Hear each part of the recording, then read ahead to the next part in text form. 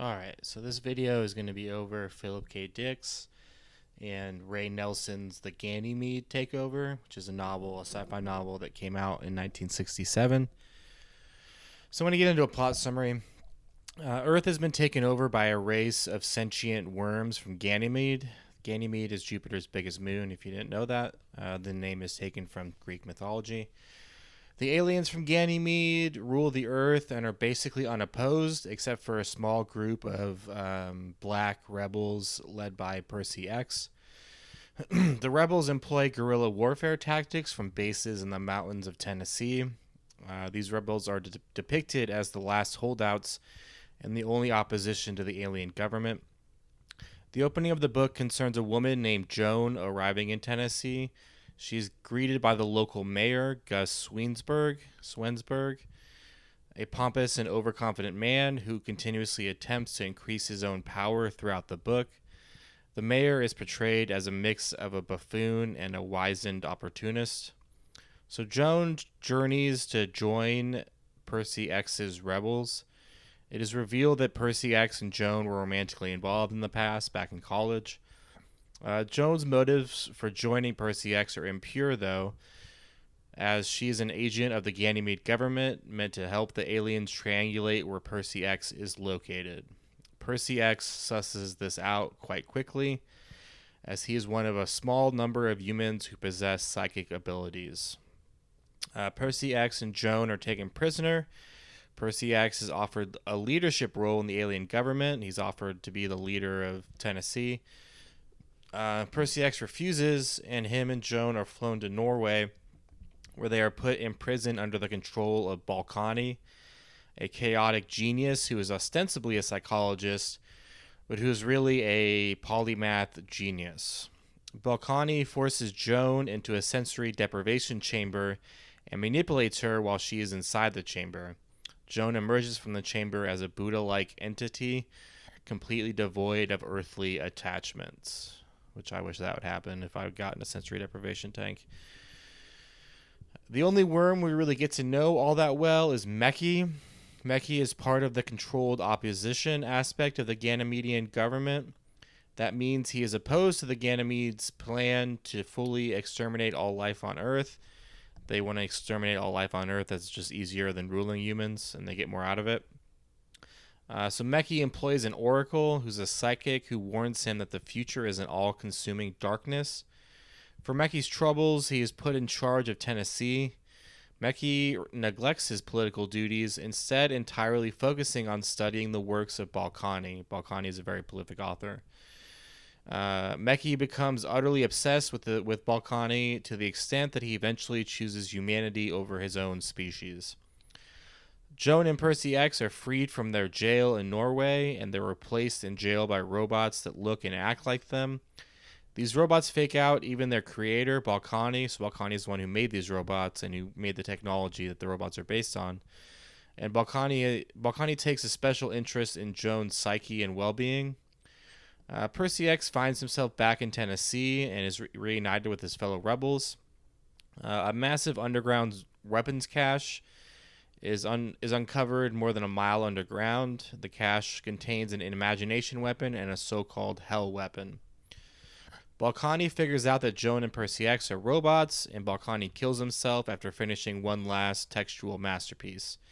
His suicide and the suicide of other leaders at around the same time, that's what makes the Ganymedians think that there is a widespread resistant movement on Earth that they can't control.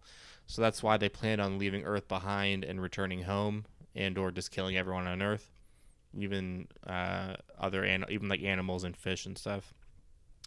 So Percy X and his second in command, Lincoln, begin a campaign of terror against their alien overlords, initially only employing the imagination weapon to astounding effect. The weapon is so effective and mind-warping that it even causes his own troops distress, and they begin giving themselves up to the aliens voluntarily. Percy X's situation grows increasingly dire. He refuses to stop using the imagination weapon and even begins hinting at a campaign of terror using the hell weapon.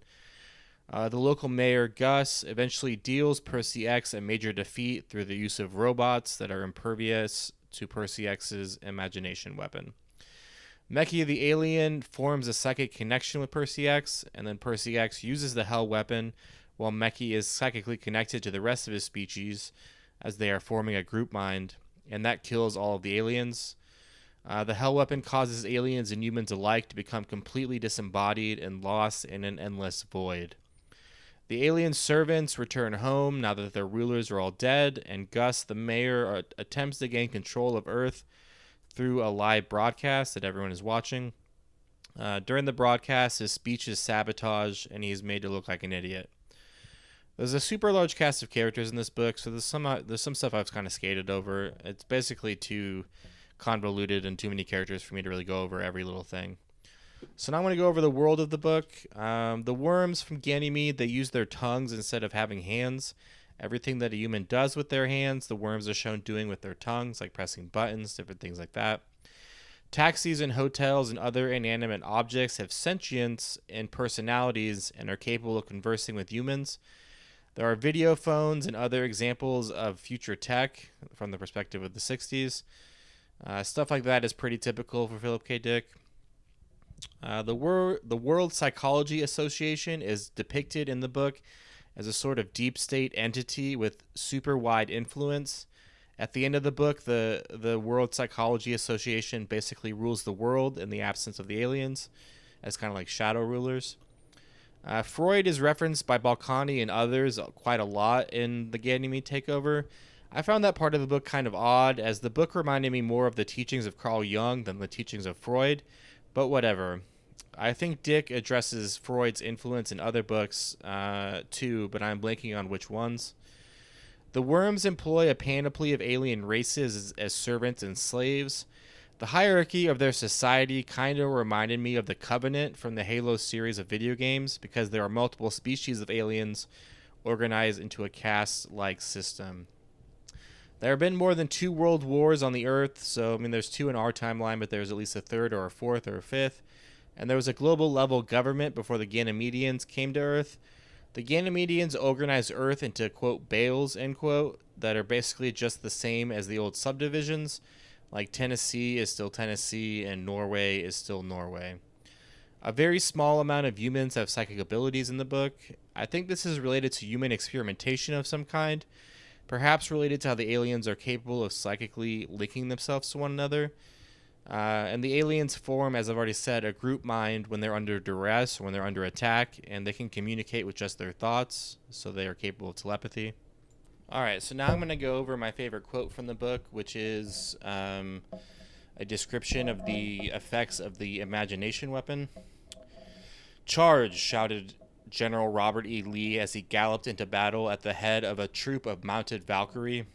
Their long blonde hair streamed in the wind, and as they screamed ancient runic oaths and trampled beneath the hooves of their ice cream white horses Creech, White, and Tom without discrimination. A squadron of vampires dripping bloods from their fangs and wearing the insignia of Baron Manfred von Richthofen's flying surface flat by overhead, while Samson, hair and all, strode past, swinging the jawbone of a duckbill platypus. Through the milling confusion rushed a battalion of brownie scouts, cracking skulls right and left with overbaked cookies, while a kosher butcher with his Vorpal meat cleaver reduced the enemy to meat niche.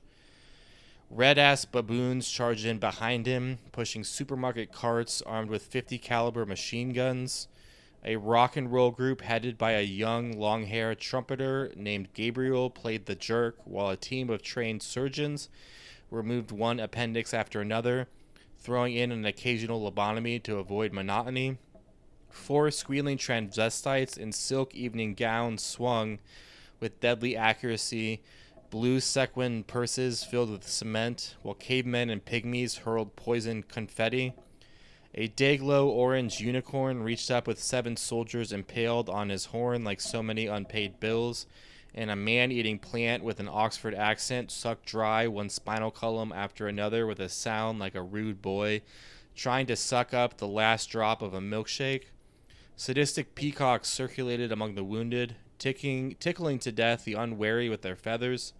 A pregnant 10-year-old teeny bopper smashed on acid mercilessly beat all comers at chess, passing the time between moves by painting pictures of her favorite celebrities, Marshall Kai, Marshall Coley, and Adolf Hitler, on her naked but flat chest with purple lipstick.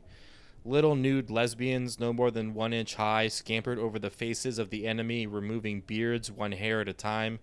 The wolfman chewed contentedly on a big toe, spitting out the toenail.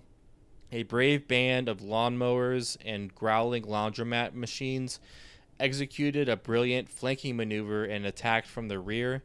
Everywhere the air was filled with the ghastly sounds of guttural shrieks, whoops, howls, oily laughter, gasps, grunts, lisps, drawls, yells, croaks, bellows, whines, sensual moans, brays, yaps, meows, tweets, bleats, roars, and maundering. But at the moment when it appeared as if the ordinary forces of Gus Sweensguard would be wiped out to a man, the fantastic hordes of Percy X began to quarrel among themselves. Frankenstein attacked the Wolfman. Godzilla attacked King Kong. A little bit of foreshadowing to the modern movie. And the Boy Scouts criminally assaulted Girl Scouts.